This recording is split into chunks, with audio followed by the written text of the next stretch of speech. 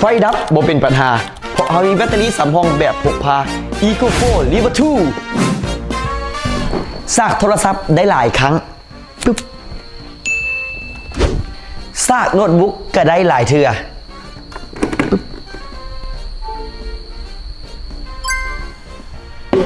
เบิ่งโทรทัศน์ก็ยังได้สะดวกสบายเสียบไฟสตูดิโอก็ยังได้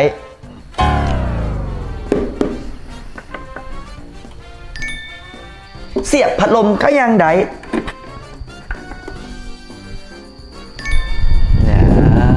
เย็นสบายมีหน้าจอบอกสถานะที่ชัดเจนเอาลำโพง EV ไปเปิดอยู่ทางใดก็ได้เป็นผัวเพิ่นแล้วเมื่อสีเป็นผัวบายใช้เวลา1 ชั่วโมงซากเต็ม 100% น้ำหนักมีแต่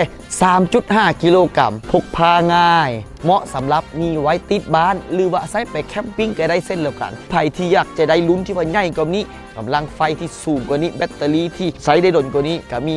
รุ่นอัปเกรดขึ้นไปสามารถสั่งซื้อหาซื้อได้แล้วอยู่ที่ศูนย์แบตเตอรี่ Eco4 หรือร้านไออาตู